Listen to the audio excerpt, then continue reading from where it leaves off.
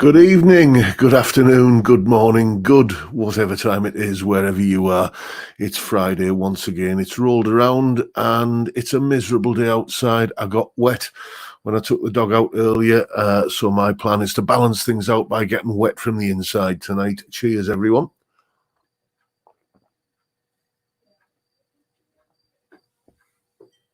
And yes, so how are you all doing? I see there's somebody already guessing there about my choice of beer tonight. Madry, no, I'm back on the Heineken this evening. And let's have a look, see who's in, who was first in, who was teacher's pet, arriving early. Robster Boy, how are you, mate? Nice to see you were first in. And I notice you've thrown me a super chat as well. Thank you so much. Oh, excuse me.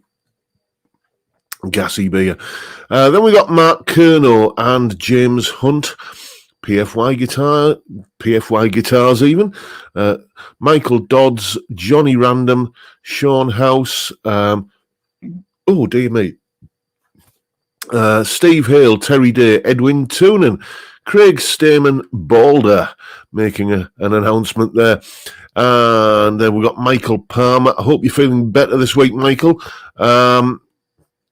Then Ian Clark, Bass at Night, Timbo Roughcuts, David James, Peter Nicholson, Rent to Kill. Frank Bolam is in, so is Graham Reeves, John Ross, and DJW. Asking a question about spirit pickups. Alan Dingwall, anyone using these? A new brand on me, I've got to tell you.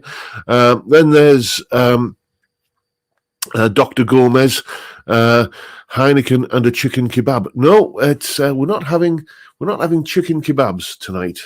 We're not having doner kebabs. We're not having curry. We are indulging in some proper Friday food.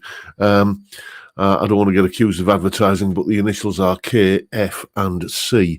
Then Chris Ottewell, Michael Purcell, Johnny Random's in, so is 60s Man. And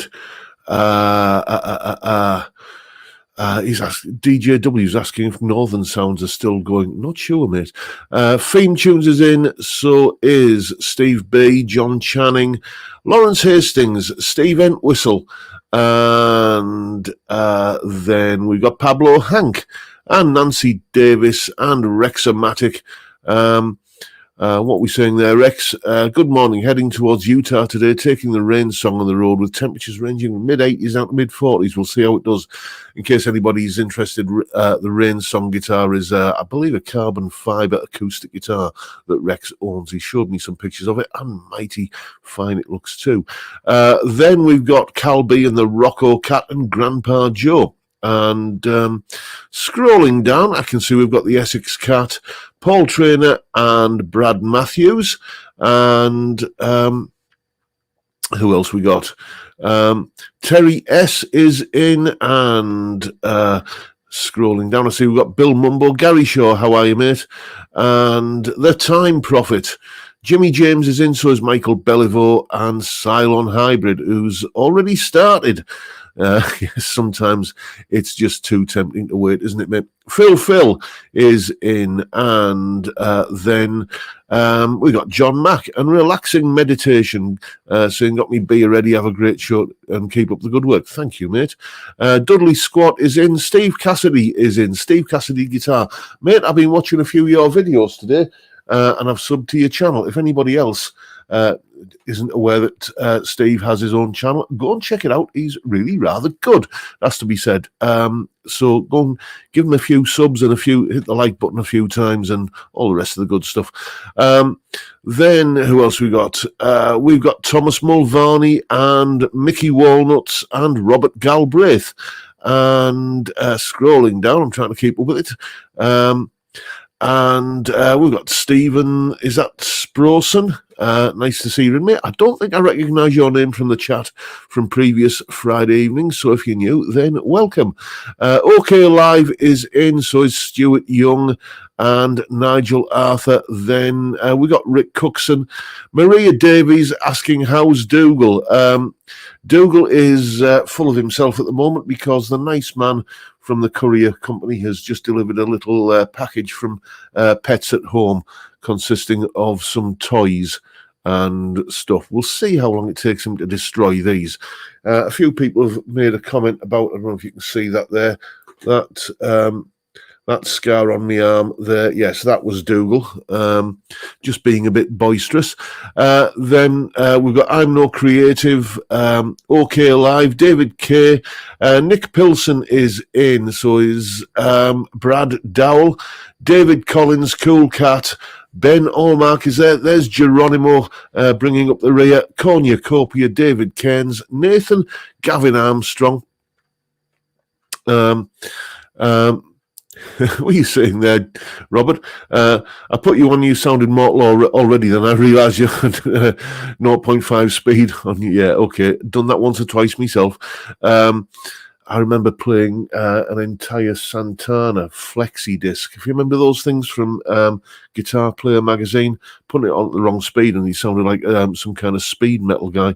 Then we've got Gavin Armstrong and David Cairns.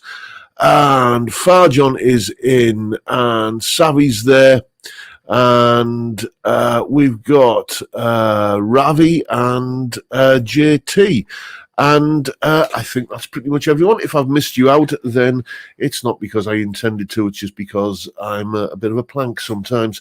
And I don't, and I'm going to need new glasses because that screen seems to be getting further and further away every week. So that is who's in. And after all of that gassing, I reckon I need a little bit of lubrication. Excuse me a second. Oh, dear me. Yes, indeed. Sets the tone for a Friday evening. So, round about this time of the evening, I usually kind of fill you in on what's coming up this week on the channel. So today is no different. Sunday's video is the sort of more in-depth, in a mix, what does it sound like with various different settings kind of review of this wonderful little drive pedal. Very, very kindly sent to me as a birthday present by Edwin in the chat there. Thank you so much, Edwin. Oh, dear me. Oh, that's better. So, yeah, running through a few different settings on this, and it's not on my pedal board permanently yet, but that's because my pedal board is... I was never really a pedal guy, but I'm kind of getting into the kind of pedal sort of thing the older I get. What's on it at the moment? Delay, wah, compressor, the new ex-Horseman, clone, and a looper, and it's pretty much full. So a new pedal board project is coming up, and I'll be keeping you in the loop with all of that. So that will definitely be on it when it comes to fruition. But Sunday's video is a bit of a look at that pedal anyway. Then Monday's video is, well, it's sort of a bit of a demonstration of how far in advance I do these videos. I'm about 5 or 6 weeks in front with them at the moment. And 5 or 6 weeks ago, we heard the sad news of the passing of one Mr. Gary Rossington. So I thought as a little bit of a tribute, a little bit of a tip of that.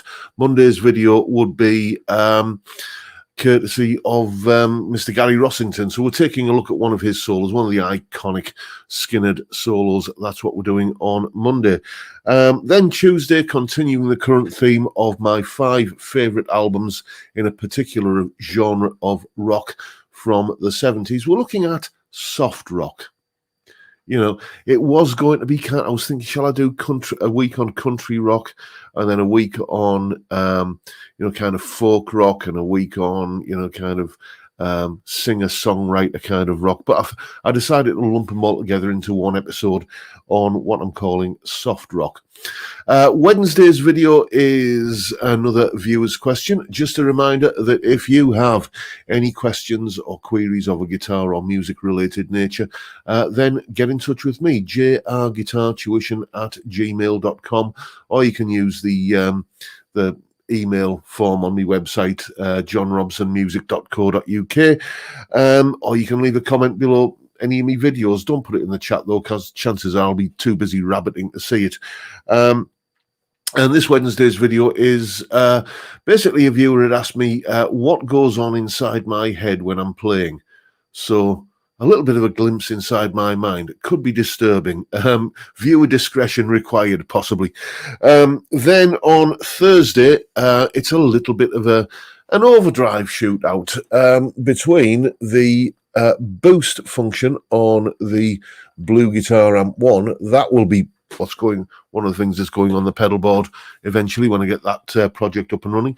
A bit of a shootout between the boost function on the Blue Guitar Amp 1 and the new X-Horseman, because there's kind of I like the different overdrive sounds on the Blue Guitar Amp 1, but you can't necessarily always switch between them with a foot switch. So it's I'm just kind of basically a bit of a drive pedal kind of shootout, really. And that is Thursday's video. And after Thursday, we come to Friday and we're on the beer again. And I just noticed, I think I saw through my crusty old peepers, a super chat in there. Thank you so much, Edwin Toonan. You are a gentleman and a scholar, sir. Heineken from Amsterdam today. Enjoy, mate. I certainly shall. Friday evenings in the Robson household. Well, it's the only time off I get, really. It's the close. I tend to kind of try and cram an entire weekend into, from 5 o'clock on a Friday when we start this shenanigans through to, I don't know, maybe 11-ish when I go to bed, and, watch some good old-fashioned nostalgic TV, probably an episode or two of Porridge or something like that, or Auf Wiedersehen, Pet, and and just kind of kick my feet up. Might even, do that rarest of things, listen to some music without it being work-related for a change. So, yes, thank you so much, Edwin. What else we got going on in the chat? OK Live is saying the new X-Horseman is great for little money. I would have to concur with that. It was very kindly sent to me as a gift by a viewer, and I'm just absolutely over the moon with it. And it's probably, I think, not that as I've said, I'm a massive aficionado of pedals. By about 1993-94, I had an amp, well, a big 3-channel all-valve Marshall amp that had all of the kind of foot switchable gain and drive in it that you would need. And so I didn't really kind of get into the whole pedal thing, because if you think about it, it's like, I distinctly remember in about 1987 or 88 reading in Guitar Player magazine that the effects pedal was dead. Within a few years, you won't be able to buy pedals. Nobody's going to be making them because everybody's going to be having their own kind of rack system, because the technology is getting cheaper all the time, and you can and how wrong were they? But kind of as I was. The pedals were sort of on, is it cyclical or cyclical? Pedals were sort of on a bit of a downward curve as I was kind of getting up into sort of more pro kind of gear, and I had an amp that didn't really need pedals too much, certainly drive pedals. So it's taken me till now, because pedals are very much on the in vogue at the moment. I think that's the word I'm looking for. And it's so I'm having fun checking out pedals now, and it's it's always an easy thing to do a review on usually. So that's from a perspective of doing the YouTube thing. It's a good sense to do it. Then let's have a look, see what else we've got in the chat. Michael Purcell is saying, no soft rock, John. Went to see a band called Rock Icons. Great at what they did, but the problem was it was all 80s MTV rock. Yeah, that's 80s rock. I think it has its good points, but I think it has a lot more, kind of downsides than upsides. I'm not saying all 80s rock was bad, but it was the era of the Poodle Perm and the Spandex Boys, wasn't it? And the kind of the single pickup Super Strat with the Floyd Rose and the pointy headstock and a leopard skin finish and all. And I really, really kind of don't like that kind of stuff. Sargi is saying, have you fixed your Marshall DSL-1 amp? No, I haven't. I'm not going to have a go at fixing it myself. I do have an electronics background, but what I don't have is the necessary equipment and to fix it. And it has to be said, it's 30 years since I've worked in, well, more than 30 years since I've worked in an electronics environment. So it's going to have to go in somewhere to get fixed, and it will happen. It's just, find the time in a 70-hour working week to kind of go and get it fixed. And I've had, not to put too fine a point on it, I've had a little bit of hassle the last couple of weeks that I've had to deal with. It's all resolved now.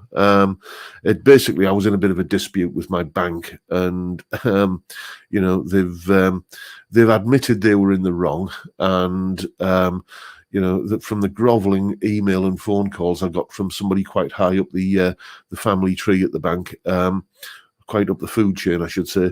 I think somebody's had a bit of an ass kicking for giving me a hard time, and they gave me 50 quid as a goodwill gesture. But that's been a sort of an ongoing thing that's been taking up a fair amount of me time. So I haven't had a chance to get the amp looked at, but I will. Edwin Toonan is saying, are you going to do any Harley Benton 25th anniversary Fire Mist review? They look impressive. Jury's out, mate. Jury's out. I'm saying that at some point. I think it's probably inevitable that I'll get my hands on one. But looking at them, first of all, the thing that springs to my mind, and I've mentioned this before, is they're calling it Fire Mist, but let's face it, it's a gold finish. Why are they finishing guitars in gold to celebrate their 50th anniversary? That's something that I'm kind of a little bit scratching my head about. I don't know. There's none of them really kind of grab me just looking at them. I'm not really big on solid color finishes anyway, and I like to see the natural kind of wood grain on a guitar's finish. I don't think I have any solid color guitars in here at the moment. So inevitably I will end up getting my hands on one to check them out, but it's going to be something I'll wait until I can get a B stock one or something. I will simply be getting it to do the review and then moving it on. I don't think it's going to be something that I'm going to think of as a keeper.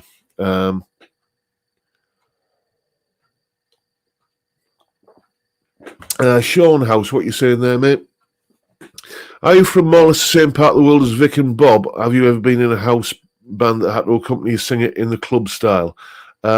Yes, in both cases, mate. Bob Mort, in case anyone doesn't know, Vic and Bob are from overseas, or if for any of our transatlantic cousins, Vic Reeves and Bob Mortimer were still are a big comedy duo on TV over here, and the Bob Mortimer side of that duo actually went to the same school as me. He was about 3 or 4 years ahead of me, so yes, I am from pretty much the same part of the world.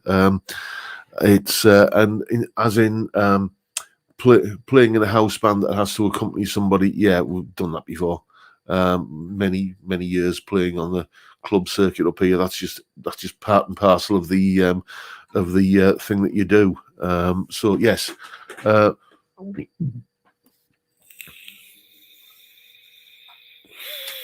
Yeah, Cal B, that's something that I did think, Harley Bentons are getting expensive, especially those anniversary models. And I got to tell you, I'm not in love with the way they look. I've scratched the Harley Benton itch plenty of times now. And it's like, unless it's got, I've got to think, how much interest there's going to be in a video, in the videos I will do with the guitar, in terms of how much YouTube revenue will I make from those videos. I've got to think, what's the resale value of these guitars going to be like? And all of these kind of calculations that have to go into it if I know, or if I suspect that the guitar isn't going to be, a long-term keeper. I have been thinking actually about grabbing another Harley Benton Fusion. They do a twin humbucker Telecaster fixed bridge guitar, which, you know, there we go. That's this week's shot of Blondie, which looks, you know, a lot like this. So I'm thinking maybe as a backup for Blondie. I don't know. I have been kind of thinking about it, but whatever happens, it won't be anytime soon. The reason it won't be anytime soon is because I've had another little bit of kind of infrastructure to invest in. Here you can see a new camera that I'm using for shooting playing the guitar parts of my videos. You know, and that was, you know, thick end of 400 quid. So, you know, I need to kind of just let the kind of the totalizer kind of move up a little bit first. Replenish the slush fund, as it were, before I start kind of making any major outlays on, you know, on guitars and stuff. And frankly, if anything, I'm thinking in the opposite direction at the moment. There are guitars in this room that I haven't played in months, so I'm thinking about thinning the herd a little bit. And might even do one of those videos like Colin from Guitaristas does, where he kind of mulls over which guitars are going to kind of be shown the exit sign. So let's have a look.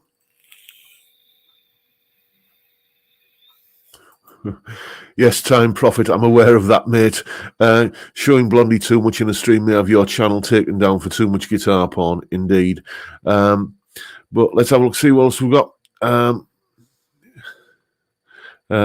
Adam, what you saying there, mate? My wife just asked me what level do I play the guitar at. I said I'm playing intermediate songs at the beginner level. That's a good way of putting it. Another one of my favourite ones is, oh, James Dom, thank you so much, sir. You are a gentleman. Thank you so much. Another one I like to come out with every now and again is I often get compared to Eric Clapton. Only the other day, somebody said, "You're not as good as Eric Clapton." So there you go. What we're saying there, James. What's your thoughts on the group The Who? Have you ever covered any of their songs on this channel? Not really. No, I mean, well, what my thoughts on The Who? Yeah, basically, I'm a big fan, it has to be said, especially of, you know, the kind of... I'm not a big fan of the early kind of mod era sort of stuff, you know, but sort of from sort of Tommy onwards, you know, and especially Who's Next. I mean, masterpiece of an album. If ever an album deserves the term masterpiece, that does. Although Pete Townsend... you know, regards it as something of a failure, because it started off as a what was it called, the Lifehouse project, a big sort of musical concept album that never really came to fruition. But as a standalone, I think it's just an incredible album. You know, and I haven't really done any Who analysis on here because you know, they weren't really a band that were about big guitar solos. You know, I'm sure, you know, there's a few, but maybe I should kind of dust off a few Townsend licks and kind of look at, you know, kind of put them under the spotlight in the Monday solo analysis videos. Yeah, bears thinking about, mate.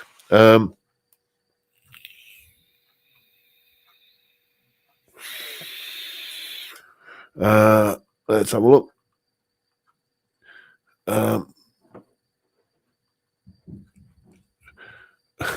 I'm just listening downstairs, and Dougal is creating havoc with his new toys that have turned up. What else have I missed in the chat? John Mackey saying, "Isn't the Marshall under warranty?" Indeed, it is, and I could send it back to, I think it was Guitar I got it from, if I had the packaging to send it back in, but I don't, because who keeps the boxes? You know, some people probably do, but this is a small 2-up, 2-down end terrace house where, you know, it's there's just, I threw the box away, basically, is what I'm saying. And, you know, thinking, it's a Marshall. What could possibly go wrong? It'll never need to go back. maybe I should. Maybe I'll. Yeah, it's because when did I get it? I think it's got a certainly more than a 12-month warranty, so it should still be under warranty. But I don't know. I'll see. The thing is, my head is so full of stuff that, and the Marshall is just kind of sitting there, and I'm getting the tones I like out of the Blue Guitar Amp 1, more so than I was in. Like, I mean, I love the tone of the Marshall, but I'm really, really properly loving the sound of the Blue Guitar Amp 1. One main reason, it has to be said, is because with the Marshall, it was on the floor, kind of down there, with a mic in front of it, and then that would kind of go into Reaper and what have you. But the Blue Guitar Amp 1 is just coming out of the direct recording output into the interface, and I've got Reaper open, and I've got like a bit of stereo widening going on, and I'm sort of sitting here, and I've got this big stereo guitar sound coming at me as I'm playing, and it just puts a big silly grin on my face every time I play.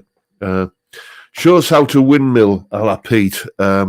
Yeah, I'm not big on that kind of thing, really. It's not that I object to people doing it. I'm just no good at it.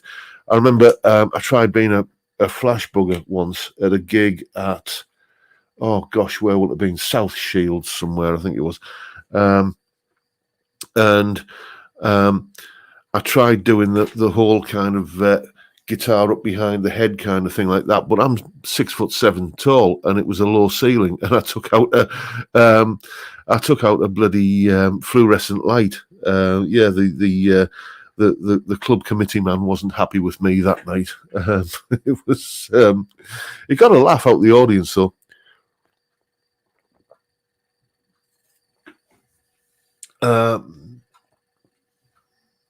Where are we? Let's see what else we've been. Jay How Young is saying, Marshall reliability. Yeah. And it's the thing is, I mean, not to put too fine a point on it. It was a £200 amp, which isn't insignificant, but because it was part of what I do for a living, that was tax deductible, and the YouTube revenue that it's earned me, even indirectly, I would say that it's really at the point now where it's I can afford to write it off, basically, if need be.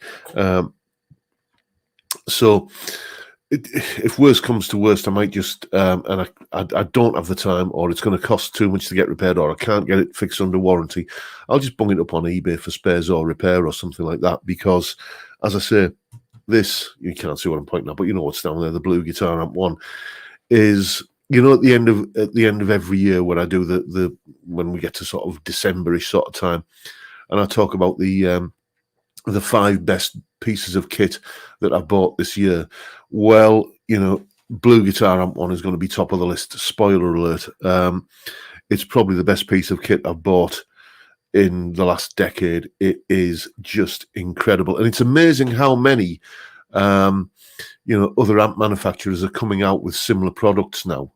There's that Laney Ironheart, which is kind of, I'm thinking about getting one of those in for review, actually. There's the Laney Ironheart, and I saw, what's his name? Kind of shreddy metal guy who does guitar review. Nick Jennison.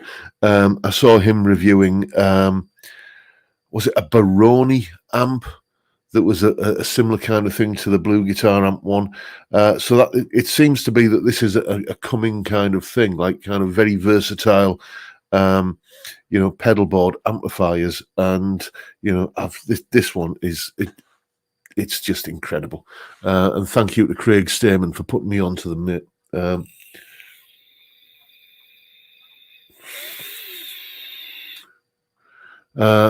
Yes, Balder.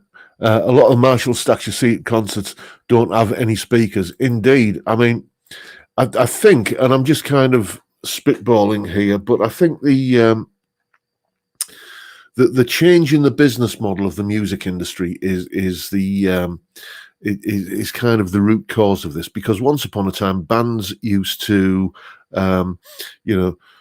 release an album that would earn them their income, and then they would go on tour to promote the album. Nowadays it's the other way around. Bands release an album and you can listen to it for free on Spotify or wherever, and it's the touring where they get the main revenue stream from. And which is why I think there are so many more festivals these days, because there's a lot more bands having to get out there and gig, and it's economies of scale. If you can share the cost of hiring a stage and a PA and lighting rig and everything with, a bunch of other bands, then it makes it more economical for you to go out and kind of do those big gigs. So obviously, kind of a fast turnaround. If there's kind of like 4 bands kind of who've got to go on and play on the same stage in a relatively short space of time, a fast turnaround is kind of essential. So if they can just turn up with a laptop or an iPad that's got guitar rig on it or something, or whatever, or a Kemper or something like that, any of the Line 6 kind of stuff. And just kind of one lead in, and that's, an XLR out or something, rather than, kind of roadies miking up a bunch of amps and stuff. So it's just, and a lot of the Marshall cabs that you see at the backs of stage these days, there's plenty of images circulating around their internet of them, of like the side view, and it's just a fascia panel. It's just a dummy cab altogether. It's not even got any guts in it. It's just literally just a backdrop for the stage.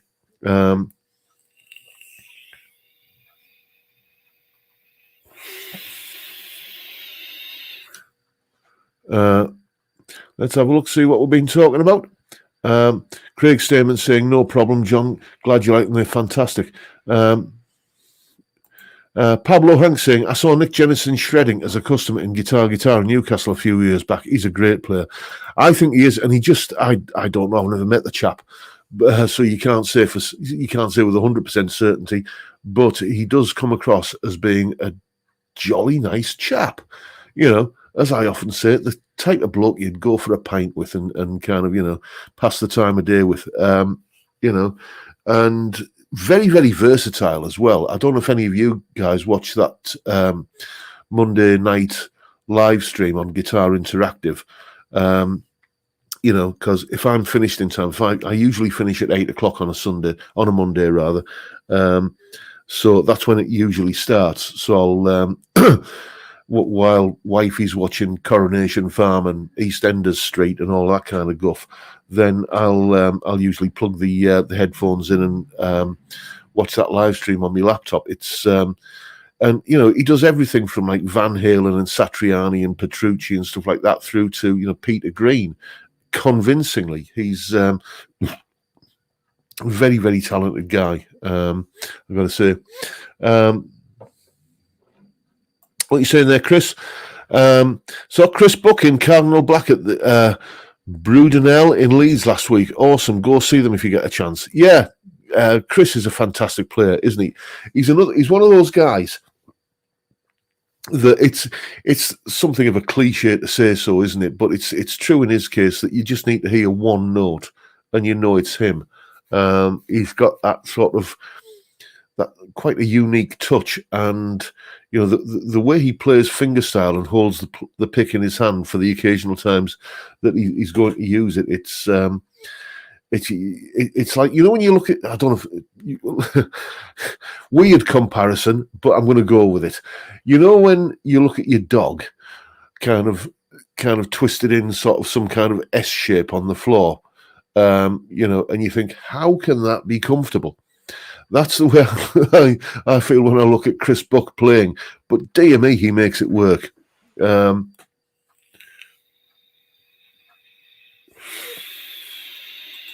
are you saying there, John? Some of the other pedalboard amps you mentioned don't have a tube in them like the Blue Guitar.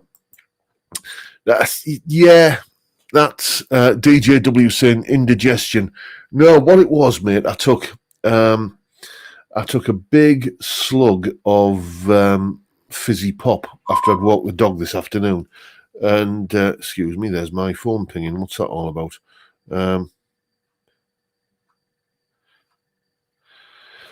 Just nothing important. I took a big slug of fizzy pop when I came back, and you know when you get that kind of, you swallow a load of gas as well, and that's hence the burpees. Michael Purcell is saying thoughts on Warren Haynes, John. Well, fantastic. Springs to mind. What an incredible guitar player. What an incredible slide player. Great player. Just enough said, really. What you're saying there, OK Live.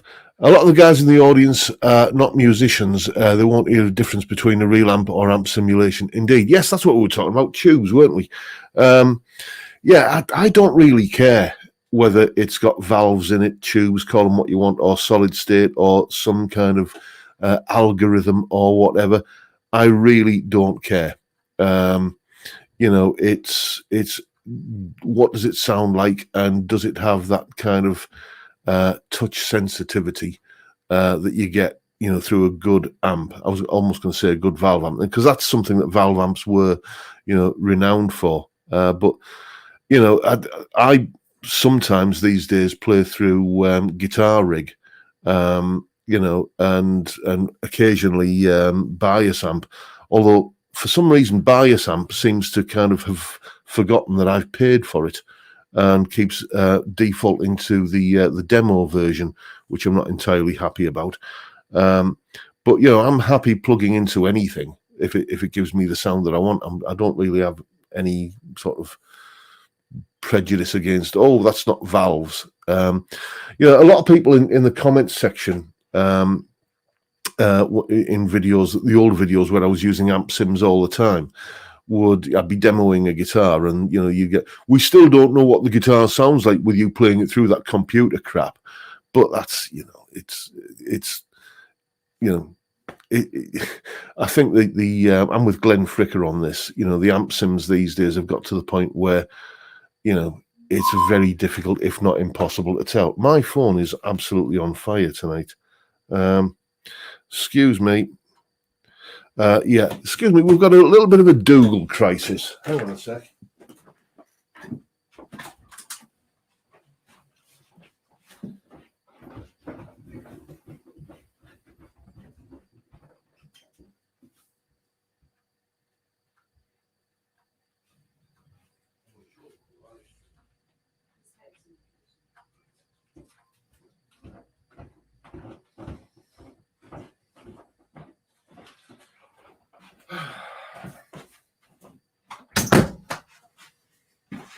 Here we are back. This was the Dougal crisis. This is one of the new toys that arrived today from Pets at Home. It's been here less than an hour.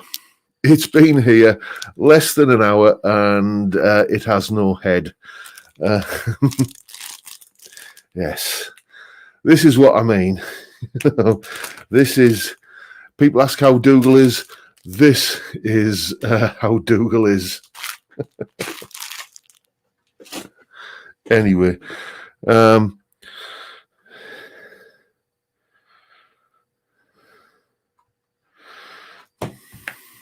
so where are we?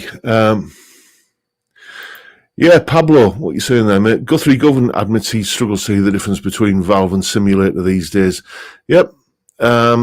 It's live TV is great, says Chip Young. Yeah, it was a text off the missus saying the dogs bit the head off the duck.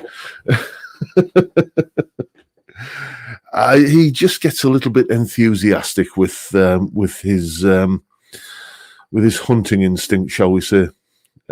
Is that a snow goose? Not anymore, mate. Anyway.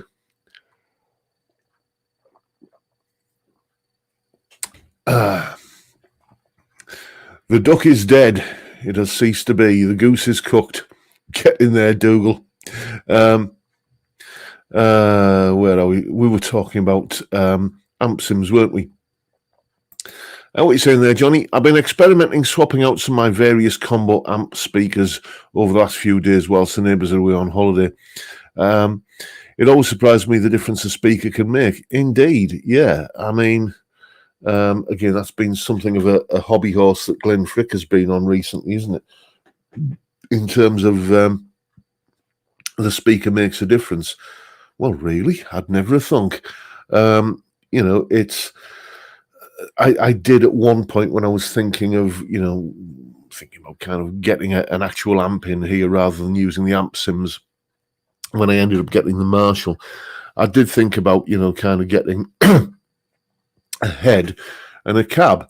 And, obviously one of the cabs I was thinking of was the Harley Benton, that with the two Celestian vintage 30s in it, that 2B12. And I think, is it really? Because, I think it's nearly or more than double the price to get that one as opposed to the one with just the generic OEM speakers in it. So you go and listen to a few comparisons and you think, dear me, that is absolute night and day. Complete difference. So the speaker makes a huge, huge difference. Well, why wouldn't it? It's the thing that actually delivers the sound. It's the thing that actually turns all of the electronic gubbins and kind of valves and signal chains and all that. It's the thing that actually turns it into, air pressure that hits your eardrums. Of course, it's going to have a difference.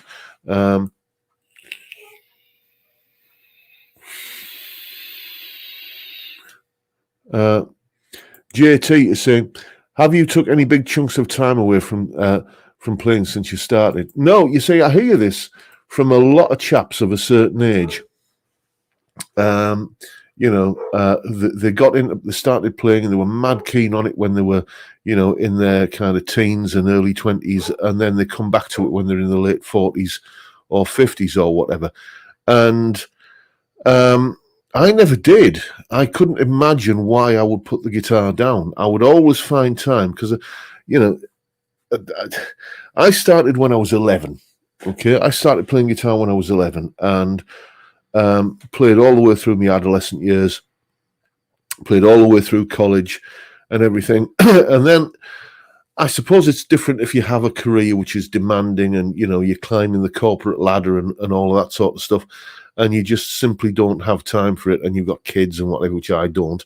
I can understand. I suppose I can understand how things like playing the guitar can take a back seat, but for me, it never ever did.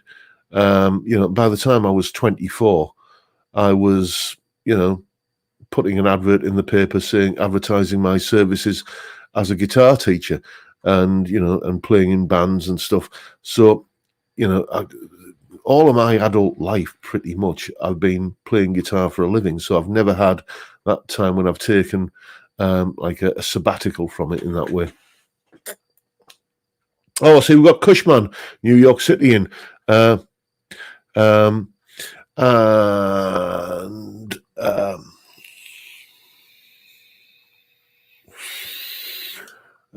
have a look, see what else we've got going on in the chat.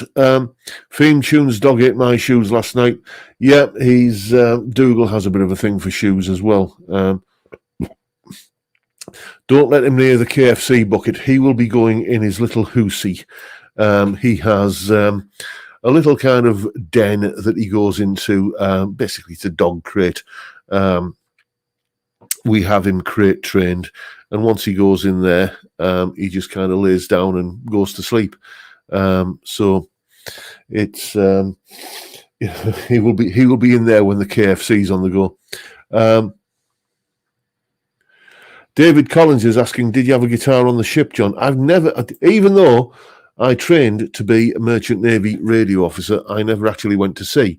The reason I never went to sea was because the Merchant Navy radio officer course was equal parts kind of electronics and telecoms, and I did okay on that. I didn't necessarily pass everything, but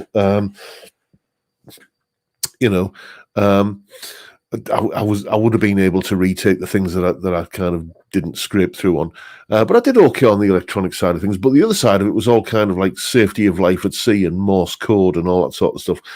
And I kind of knew before I was even halfway through the course that a life on the ocean wave wasn't really for me if it involved having, my ears full of Morse code for, substantial parts of my working shift.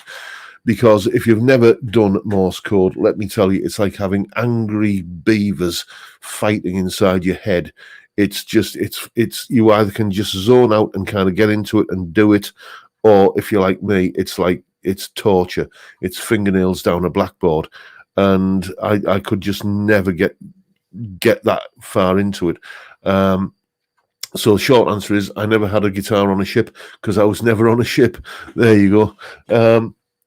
Any holiday plans, John? Well, the holiday plans are, yes, we'd like to, but it's doubtful whether it's going to happen at the moment. Not because we can't afford to. We can, but it's just my work schedule and kind of with Dougal and everything. He's we want to get him a little bit more settled. He just had that little boy operation a week back end of a week yesterday, I think it was, it was a fortnight yesterday. Anyway, recently, so we're hoping he's going to calm down a little bit. He is already starting to a little, but he's we want to get him a little bit more settled before we start going away anywhere with him.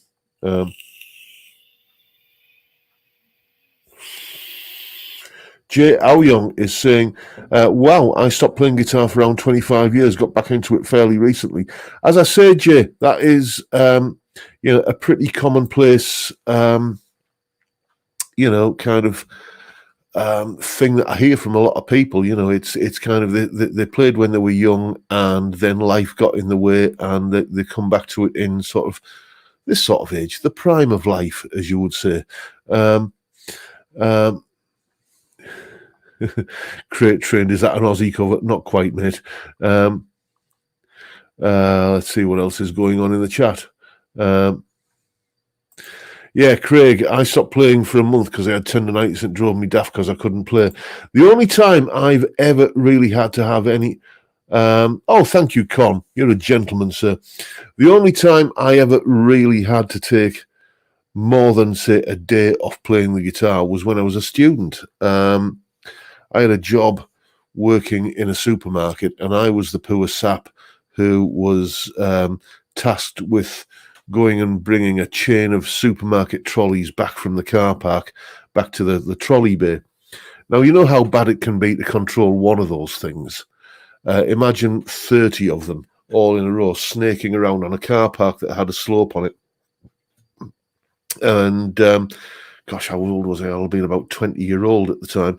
And anyway, I think it was this finger here, that finger, excuse the gesture, got trapped between two trolleys as they snaked round, and I actually heard the snap, which was didn't feel a thing, but I heard the snap.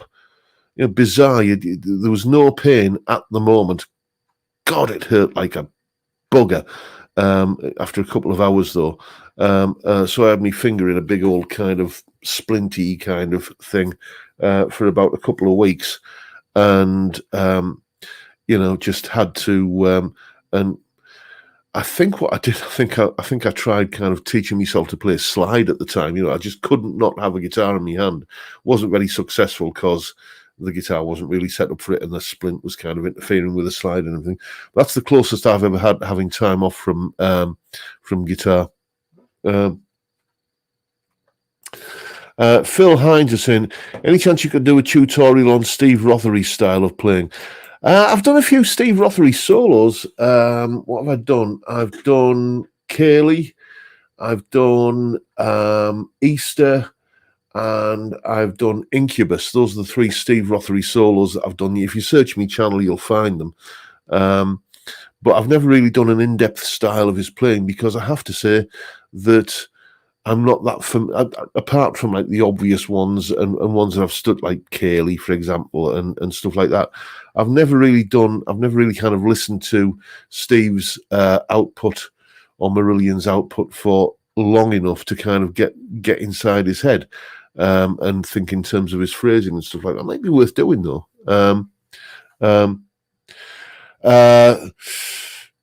I'm a 640 is saying, what telly's behind your left shoulder, humbucker in the neck? Behind my left shoulder. Well, there's that one, that sort of butterscotch blonde one. Is that the one you mean? That is an Artist TC59. Let me go and grab it.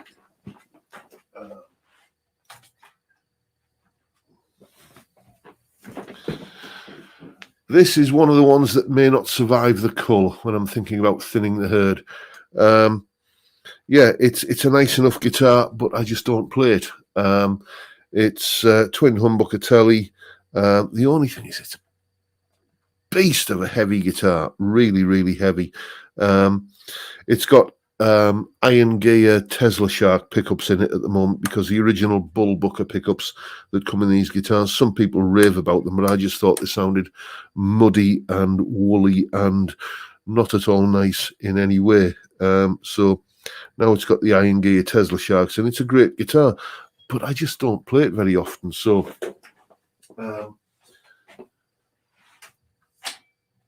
as I say, it may be one of the ones that that doesn't survive the thinning of the herd. Is it pine, says Steve Cassidy guitar? No, I think it's American ash, which is why it's so heavy. It's they're a good guitar. You know, they're always sold out when you go on the Artist Guitars website. It's perpetually sold out. And one of the chaps who's probably in the Jimmy James saying Blondie told you to sell it. One of the chaps who's regularly in here, I don't know if he's in tonight, Colin Falcon, he had one, he loaned me it, and I did the review on it. I thought, this is pretty good. Good price on them as well. So they were out of stock when I went to look and kept on looking, and then when they were in stock, I jumped on one, and it's just, I don't know, I've never really played it that much.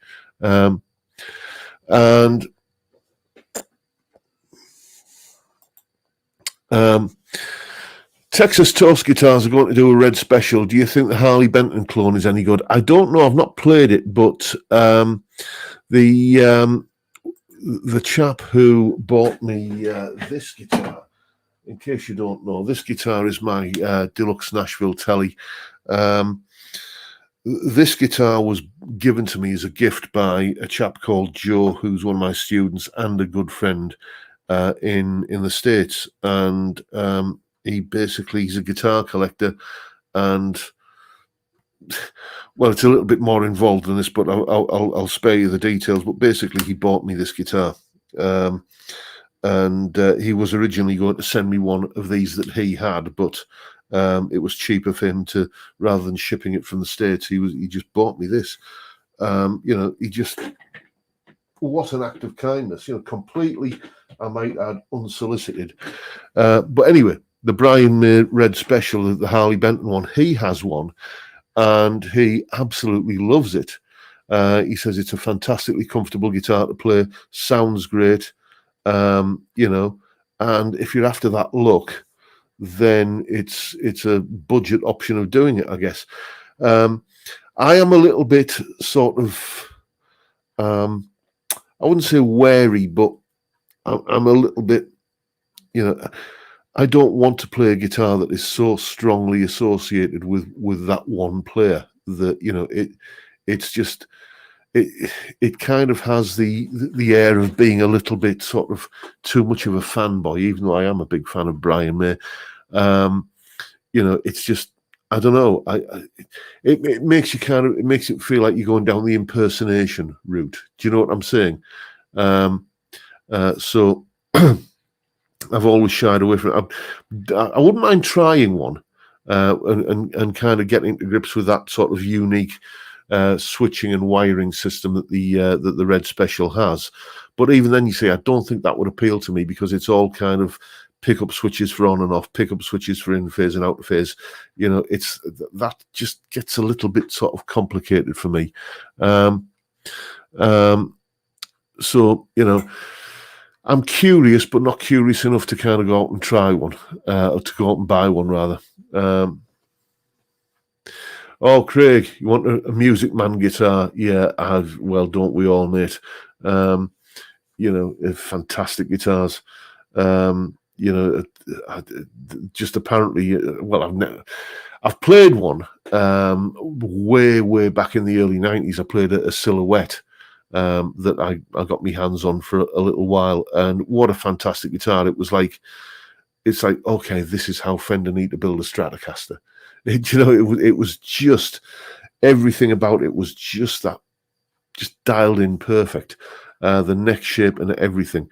So, you know, and I've been thinking about kind of getting one of those Sterling Music Man guitars for a while, but you know, there's always other things like a new camera that, you know, that you have to buy, or you know, not that long ago we had to buy a new TV. So there you go. You'd need a wig, indeed I would, if I was going to be a Brian May impersonator. What else we got? GRB Aquatics is saying the Artist TC59 is an outstanding guitar. It's a great guitar. I'm not going to argue with you on that score at all. The only criticism I have of it is that I didn't like the pickups, and it is a beast of a heavy guitar. So it's, I think I put the new pickups in, they improved it greatly, but it's still just, you know, I couldn't imagine kind of standing up for any length of time playing it, because mine is an absolute boat anchor. It must be over 10 pound in weight. Mark Fahy is saying, I think he meant the Paisley one, and he was asking about the left. Oh, okay, right. Let's grab that one then.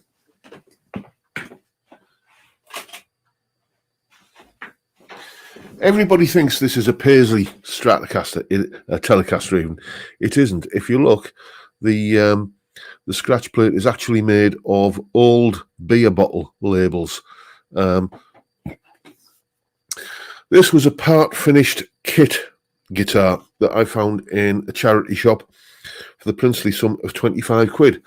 And I've butchered it and mangled it and knackered it, and you know, kind of done all kinds of hacking about with it over the years.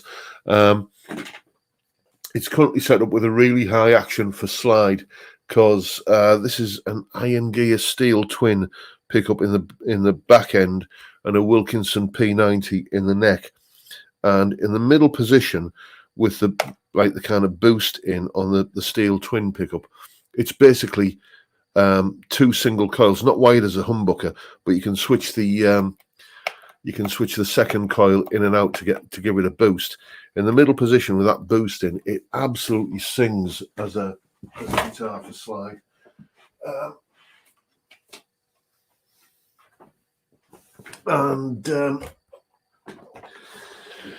Yeah, it's let's have a look, see what else is going on in the chat. Lawrence Hastings is saying that thing is absolutely pucker. I bet you love it. Yeah, it does a job. It's a great slide guitar. To be honest, the whole kind of the last big thing I did on that was taking the finish off and everything, and I think I preferred it before. Before I kind of mangled it the last time. But as I say, it does the whole kind of slide thing beautifully well.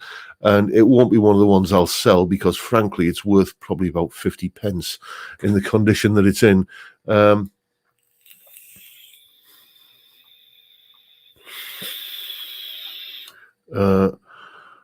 are we?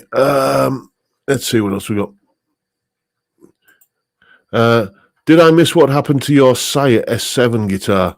No, you didn't, mate. That is the subject of an upcoming video, and I'm not going to put any spoilers out there, but, there is someone in the chat who knows what happens to it. Hint, hint. Where are we? Oh, I see. I've only gone through 2 beers tonight, and we're almost at the end of the stream, so I'm not going to pour another one. No, basically the Sire S7 is no longer here. The complete story of what happened to the Sire S7 and where it went and what came back in return is going to be the subject of an upcoming video. And I think that is pretty much where we're going to leave it for this evening, chaps. I'm starting to get a bit hungry, so I've got to go and order the KFC. And I'll love you and leave you. So thank you once again, everyone, for turning up to watch a fat, bald Northern lad talk absolute cobblers for an hour. It's been a blast, and I'll keep on doing it till you're sick of me. But for now, I'll bid you all a good day and say thank you so much for watching. And time, gentlemen, please.